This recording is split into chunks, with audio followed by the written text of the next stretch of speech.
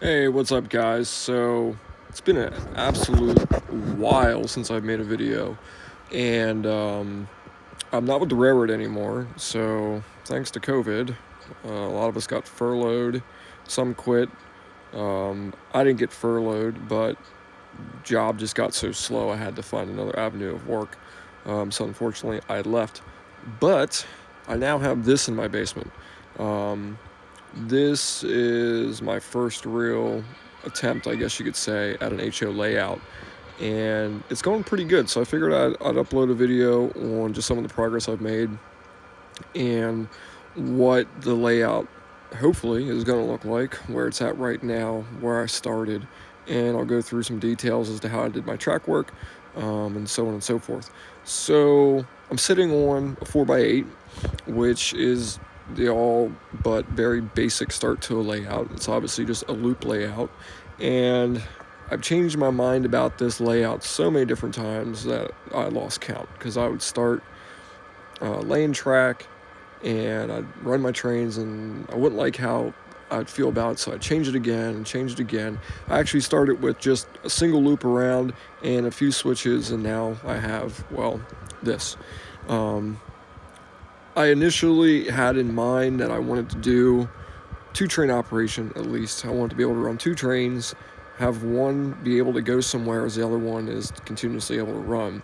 And then that seemed really simple to me, so I was like, I want to try and make it a little bit more difficult and add in some things. It's not exactly prototypical, so to say, but I'm trying to make it as some type of operation where you have to kind of really think about what your move's going to be, what train you're going to put where to get the other one around it, and just make it a little bit of a challenge. So this main divider here is going to separate two different completely different scenes. So with a lot of 4x8s, I've always noticed that they're always very flat, and you can see from one side to the other side very easily. And it's okay, but I want to be able to separate it and make it look like the train is going somewhere totally different and coming into a scene from totally somewhere different without having that cross view directly across the plank of wood here. So I went with this 2-inch foam. I have a whole sheet of it actually back in here that I used as a center divider, and then I'm sitting on a 1-inch foam base with I think it's, I don't know, about a half-inch plywood 4x8 sheet on the bottom. And when I started laying my track, I actually was using a lot of the old Bachmann snap track that I had, the Easy Mate stuff, to get a general feel for what I wanted for the layout as far as curves, track orientation, stuff like that. And then when I liked it, I'd go back and take it out and relay a track bed with Woodland Scenic's foam track bed here, and put down Atlas Code 100 track, which is most of what I have down now. It's all Atlas Code 100. So I would use that in general form. In some areas I left it because it kept the shape pretty decent, and I didn't have to use as much ballast. This stuff is actually kind of tough to ballast unless you get it sticky enough to get ballast on to stick to it, and then it'll be okay from there. But so yeah, I do have a mix of that down right now. I worked a lot more on this side than I have on this side, and I'll kind of explain why, because I'm still tweaking some things and figuring out what I want to do, and this stuff is just a lot easier to move around and take apart, put back together the way it is now versus down here. Now, this is the general layout that I'm going to have. So this side, which is going to be the side over here, is going to be the town layout. So I'm going to have pretty much a four-way intersection going down the middle. Kind of, not really, but a little bit of a street running scene right here, looking into a lot of Walther's buildings, the background buildings that only stick maybe an inch or two off the back, to fill in a lot of this space back here, because I'm not realistically going to have a lot, but I need to make it at least look some type of depth here. And we're going to have two industries on here. Thinking about putting just an extra switch in to have it an abandoned industry off the back here that's not really used, so I don't really need to do much there. Well, two main industries.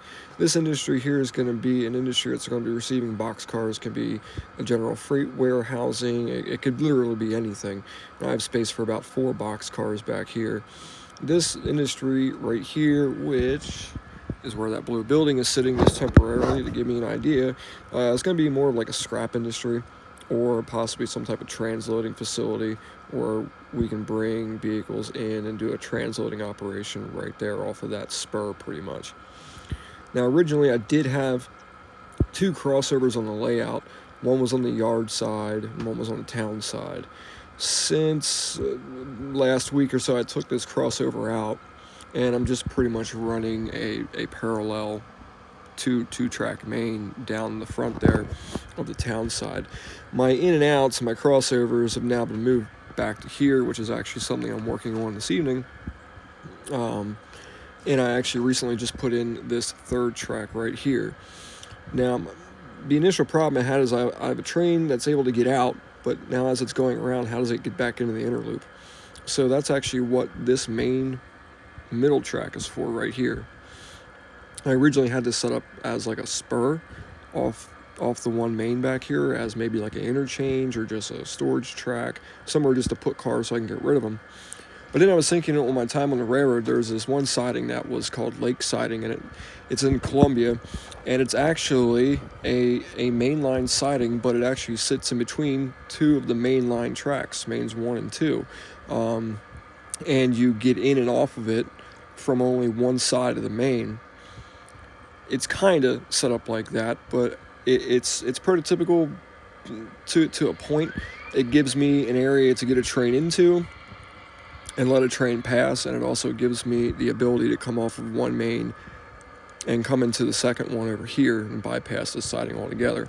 Now, with that being said, tonight I was actually kind of planning out my points of where I want to put my switches, because it'll actually turn into an interlocking. It'll be an entire block.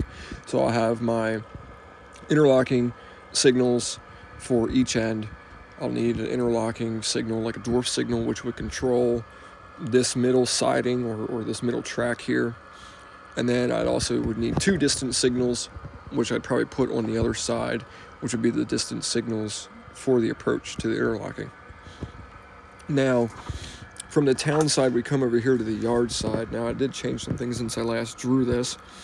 We have an extra track now here in the middle, and we have a 3-track yard, which I'm thinking about just keeping the way it is. I was contemplating adding a 4th one along the back here, but I got to think about how much closer I'm getting to this wall and how I'm going to do my scenery coming off of it. Back here, what I'm thinking about doing is going to be coming off the wall here and coming down as a sloped hill with trees and shrubbery and all that good stuff. And then back in here, there's actually this raised portion. I did about 2 inches high slab of foam, and it's supposed to be like a rock cut. So I had put this in and I built this up, and the future plan is to have an overpass. It's going to run right across here from where this drop down cutout is here in the corner. It's going to run to the top here, and this is an entire mess because it's been a long few days working on this thing. I just haven't cleaned it up yet. Be an overpass. It'll come over here. It'll rejoin the ground up here. There might be a business or 2 up here, or maybe a house or a gas station or something. And then the roadway will come across this depression right here. There's like a little depression right there, and will curve into the backdrop and disappear somehow, some way. So I wanted to give this side more of a rural area setting, and not really do a whole lot of buildings and stuff like that, but just a little bit. The other plan, and I've been through this a lot with myself, is to run that highway like all the way down and then out the other side, but I figured just bring it in partially and make it disappear somehow, and it'll work. Sometimes less is more. As far as a railroad, I'm not exactly modeling a prototypical railroad. However, the Reading bug has certainly bit me, so I've been getting some Reading locomotives, and I've been modeling the railroad a little bit more, rural, wooded, out there, hills, mountains, stuff like that. So I'm still trying to decide exactly what kind of, if I want to say it's going to be a branch line or if it's just going to be a generic operation. Who knows yet? But so I have these two. These are old, actually, Athearn blue box locomotives. There's these two Jeep 40-2s, all done up in the running line scheme. I actually just recently acquired these, and they're awesome models. The only thing that their future holds for them is a motor replacement.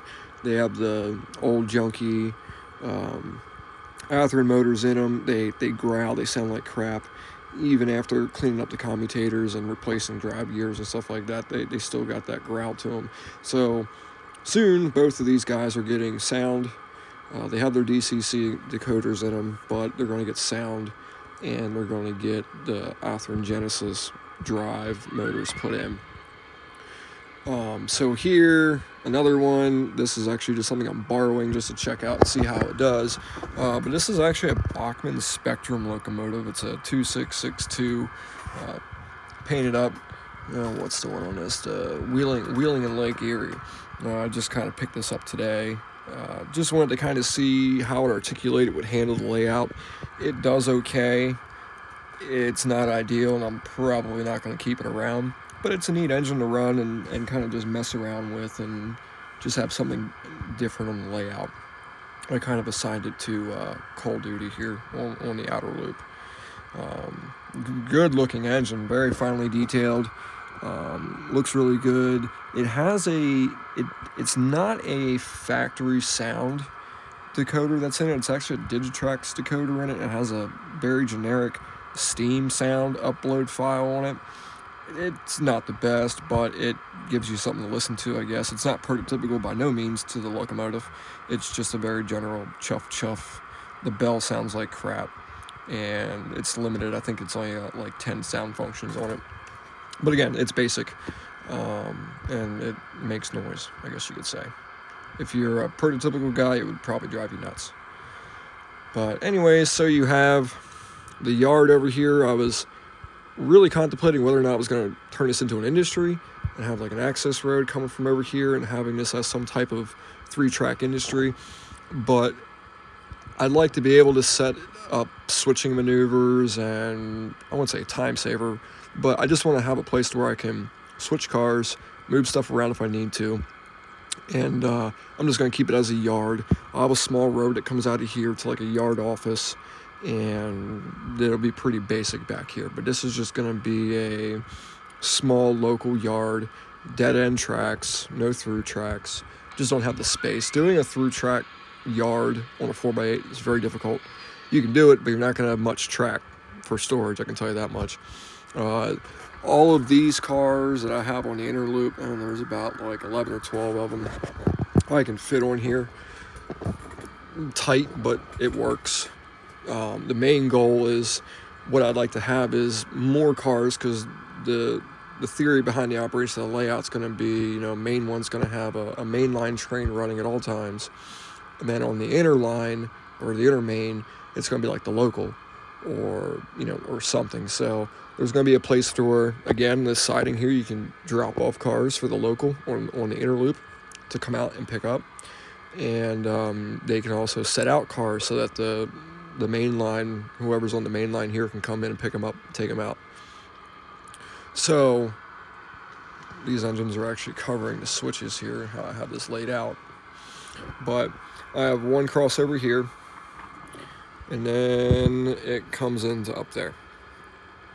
So trains that want to come from the outer loop and go to the inner loop, it's been a long night, the inner loop to the outer loop would just come straight through here, through this first set, through the second set, and then out onto the outer loop. And then when they want to come back in, they're coming around, they'll come right in from this switch, come right down this center siding, and then straight into the inner loop. I have a little stub track here, which I put in as a kind of last minute decision. I just wanted a place that was in an opposite direction of everything else, because everything is flowing for a counterclockwise movement. So I wanted to add something in here to where I have a switch and a run-up track somewhere in the opposite direction to give me something to do. I have to run around the train, because now that I have this middle siding, it's going to also act like a runaround, so I can actually run around stuff and bring it in to over here if I need to. I've been using it as a caboose track, but I've currently moved my 2 cabooses into the yard. But it serves as a good place just to stash the locomotive if you need to get it out of the way, and also to shove maybe a shopped car, a bad order car, an engine, whatever. It just gives you something to put somewhere else. The one thing I did have in here before I actually did all this was I modeled an abandoned track, which is right here. So it was an old yard track that ended up getting bypassed by a switch down here. So it would have came straight through here, kind of next to where this current track is, straight through here and in. And then at one point when the yard was redone, they tore out that switch and they ran a new track beside it and let that track abandon there. And instead of pulling it out when they built this track, they just built it pretty much right on top of it. So there's remnants of it still visible in some areas where that old track would have been. Again, all the track is Atlas Code 100. I do have a mixture of flex track in here as well. That's what primarily this whole middle siding is. Just because with it being so tight up here, I couldn't figure out exactly what radius of curve I needed, so I just went flex track so I could just fit it. And it's tight. If you have something on both sides and something in the middle, it's pretty close, but they clear. But I needed that flexibility, no pun intended, but it's in the name, with the flex track to get this to work the way I wanted it to. Scenery is all woodland scenics. I've been using a lot of this stuff just as filler. This clumpy foliage, which actually came in a tree set that I got, which I did some small little trees up there, but I am not a tree person. And been just using it for the hillsides as filler for different areas to give some type of different texture and color and stuff like that. Mixture of ballast, again, woodland scenics, so it's that light gray fine and like a dark gray out here. Glued down with the scenic cement glue spray that you can get, which is, I know you can use that, I think it's like a 60-30 or 70-20 mix, or 70-30 mix of white, the Elmer's white glue and water. I heard works really good. I just sometimes choose the ease of convenience and get the pre-mix stuff. But other than that, I mean, it's coming along. This has taken me probably about 4 months to get to, just because I didn't have a solid vision in mind, and a lot of stuff changed along the way to where I ripped up track and moved things or added a switch in somewhere and did something different. So there was a lot of back and forth on this, but I finally got it figured out, I think, to where it's going to run pretty good. As far as the DCC system that I have, this is my first time venturing into DCC, so I actually have the NCE power cab. It's actually really good for beginners. It's really simple to understand. It's really simple to navigate the throttle. After you've held it for a while, you kind of remember where the buttons are without even looking at them. On the club layout that I belong to, they all run Digitracks, and they have a tall, long controller. I don't know the name of it off the top of my head, but the buttons are really small, and there's a lot of them. And the stuff is kind of, the wording and stuff like that under them is kind of small to read, and sometimes you hit one thinking it's the one below it, it's really the one above it because of how stuff is worded. There's a lot going on, and I'm not saying they're bad controllers, because they're not, but if you're not used to them, it takes a little bit.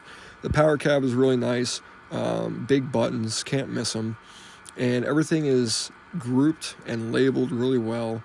All your primary buttons that you're going to use on a frequent basis, pretty much when you're running, is all up top here, and then your programming buttons are all down here below. Basic direction, You can set your momentum up on the fly. You have 2 different ways of adjusting your speed. This side is like in 10-step increments, depending if you're running in 28 or 128. And then on this side would be 1 step at a time, and then you have your thumb wheel here in the middle. Your 3 basic commands that you're always going to be using, your headlight, bell, and whistle, are all right here. Emergency stop is going to stop everything. Your option button, now this is really nice. Sometimes on some controllers, you can't always tell easily what option you have activated, if it's anything greater than 5. So if you hit this, if you hit any of these buttons down here up to 9, you'll get options 1 through 9. When you go to this, it unlocks your next menu from options 10 to 19. So if you hit 0 with this one, it would be option 10. If you hit 9 here, it would be option 19. And then you hit it again to access options 20 through 28. And then to back out of it, you just hit your escape button. You have the ability to toggle back and forth between locomotives. So if you're running 2 trains with one throttle, you can go back and forth by hitting the recall button. It's going to recall the last locomotive you had running. Now, if you're running 3 at a time, it's only going to recall the one you're currently on. If you hit recall, it's only going to go to the next previous one. To get to your other third one that you haven't been running in a while, you're going to have to reselect it again, or unless there's another way, but that's what typically I do. So I have my 3301 U33 on the other side, and this is the consist I've set up for the 2 Jeeps that I've been toggling in between. You can run switches off of this. You can run accessories off of this. It's really a neat setup.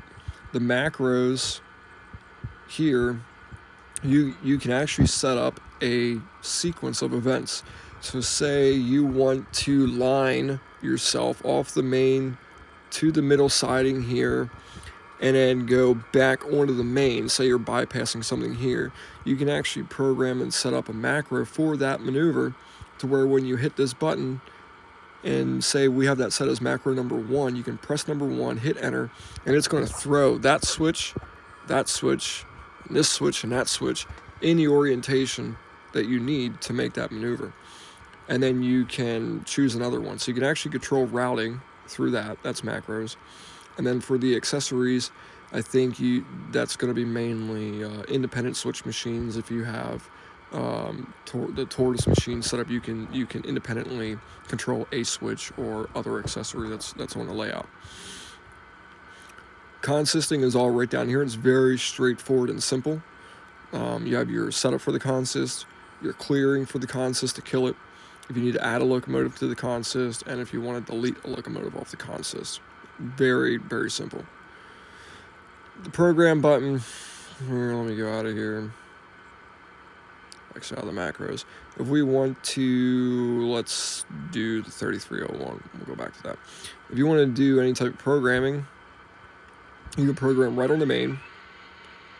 If you don't want to program on the main, you can go, I just passed it, but you can use a program track if you want to. If you want to assign, there's your program for macros if you want to set your routings and stuff like that. Browse consist, you can have consist already pre-made. And now we're back to the beginning. But if we want to program 3301, hit that, hit enter. It's going to re-verify what engine you want to program. And then here's your basics. 1 for the address if you want to set up the short address or long address. 2 for all your CV values. 3, I totally forget what that means, but I hardly ever use it. Hit enter to go to the next. Here's all your voltages, your start voltages, your mid, your maxes, all that kind of stuff. We hit 4 for motor control. I hit the wrong one. I hit 4. Never mind. Go back. There we go. Enter for motor control. We can go through here, and we can set all of our voltages. You can also, right here in acceleration and deceleration, set up your momentums that way. Pulse frequency and your kick rate. that is going to be for like low speed. So if you're having a problem with the locomotive running at low speed, you want to bring the pulse rate up and the kick rate up. The, from what I understand, that the faster the engine is pulsating with electrical current, the smoother and lower speed it's going to be able to run. And if you run it at a higher kick rate, it'll maintain that slow crawling speed. I may be wrong, and if I'm wrong, tell me. But that's how I understand it. I'm no way a pro at this. I'm just going through kind of what I know. Function mapping for your accessory key to go through what functions you want to have set up. And I don't have any of that stuff. But you can do like so much with this. This retailed me like, it was $180 or $190, which is around $200. It's the best starter system. It's not wireless, but it does come with like a 7-foot cord. So for me, honestly, I have my switches here and a few things on the other side, but they're all like at the halfway point down the layout. I don't need anything down there. I'm fine with this. You know, it's basically a walk around. Yeah, it's not wireless, but it gets me everywhere, you know, I want to go, because I can come all the way down here, handle a train down on this side, and be totally fine. Just gotta watch the cord. Installation on this thing, again, for it being a beginner thing, it was definitely easy. I had this thing from opening the box to running a train in like 10 minutes. Yeah, because all it is it comes with, obviously, the controller, comes with the 7-foot cord, it comes with the panel, and then it comes with the power supply, which is right there. And it's simple. The power supply hooks in the back of the panel. Your 7-foot cord runs straight to the fascia panel face, and then you have your track power running from the track to the back. Now, if you want to, off the back end back here, there's another plug, just like, it kind of almost looks like the one out front here. There's a second plug there where you can get another one of these bus cords, I call them, and you can get a second one of these and connect another panel on the other side of the layout. So what you would do is you would run that wire to that one, and then you'd be able to hook something off, another controller off the front of it. Or if you want to, you could hook another controller right off the front of this one too. But if you wanted to give that distance to get away, you can just interconnect the panels. And I just simply screwed it onto the base here of the 4x8, and it's secure. It's not going to go anywhere. And it was all set up and running in seriously like 10, 12 minutes. So definitely a good suggestion to, you know, new people getting into it, first time DCC. This is my first time DCC. I've learned on this, and it definitely helps me run the Digitracks at the club, because I can understand, because basically all the controllers are the same function-wise as to what's going on and stuff like that. It just helped me better understand the Digitracks controllers, even though they are all different in their own ways. It's a good introduction. It's not overwhelming, it's not confusing, and you can't really make any mistakes because it won't let you. Sit there, play with it, press buttons, see what they do, learn the hard way, learn the way that everybody else learns, is hands-on. So I guess from here, that's pretty much it. Again, this has been fun. It keeps me out of trouble, keeps me doing something when I'm not at work. There is my 3301. That's actually an Atlas Master Gold Series, whatever it is, but it's like the top series that they have. Comes with the DCC and sound. It's actually an awesome engine, and I'll run it here. It's actually made up for the Reading Blue Mountain Northern, which isn't actually too far away from me. It's only about like an hour and 40 minutes north. Me and the family go up there and ride sometimes, and take the train, see the 425, and it's a pretty big railroad. But I was doing some research, on these engines. I did some really light weathering, looked at the prototype 3301, and here it is. So we'll start off with the sound on 8.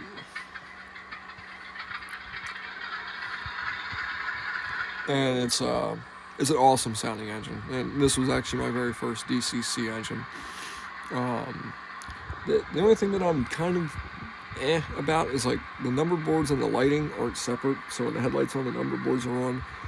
Eventually, once I get good, like with doing wiring, I want to redo the lights to where I can independently control the number boards and the headlights. But the horn's playable, which is cool.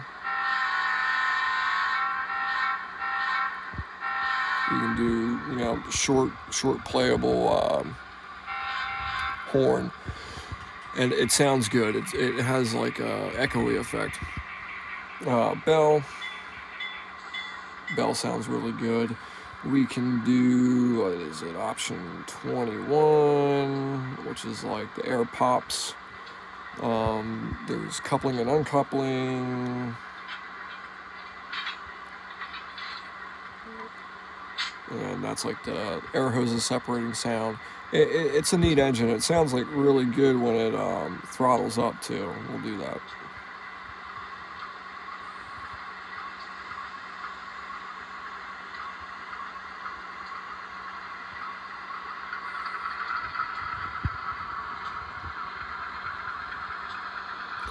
And on this, you can actually do manual notching. So if you press 9, you can start to turn the throttle up as if you're pulling and revving up and going through the notches to get power, and your speed's not going to change. And then you can notch it back down. Now, if you use this in conjunction with your momentum, you can actually make it really, realistic. However, if you press 9 again and turn that off, your locomotive instantly is going to jump to whatever speed step you're at for that notching. So just be prepared for that. All of a sudden, it just takes off on you when you're messing around with that. But it's a good engine. It pulls good. It's very well detailed, and as well as these Athearn blue boxes that I have. Whoever did these models really did them really well, and did a really good job on them. Very, very good front end detail with the MU hoses, with the chains, all the independently applied grab irons. The one thing that's really nice is like these are actually metal hand railings. They're not the cheap plastic that bends. Like these are sturdy as all get out. Very solid model. Whereas with these, it's like, yeah, you know the deal. So that's the layout so far. Eventually, once more gets done, I'll post another. Let's kill the sound here.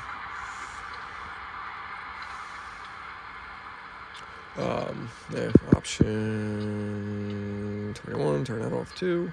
Eventually, as more gets done, I'll do another progress update. Again, this is going to be probably my first side that I'll get done. I've learned a lot of things. I've learned a lot what not to do. I learned a lot of what you should do before you do something else.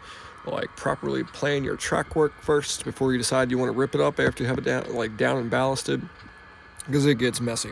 That's all ripped up ballast from areas I had glued down where I was like, I don't like that, I want to change it.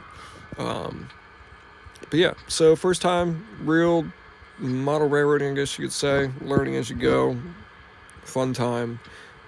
Stay tuned for other videos, and if there's anything that you want to see, I might be able to make a video on it, maybe like how I run my track, stuff like that. I don't know.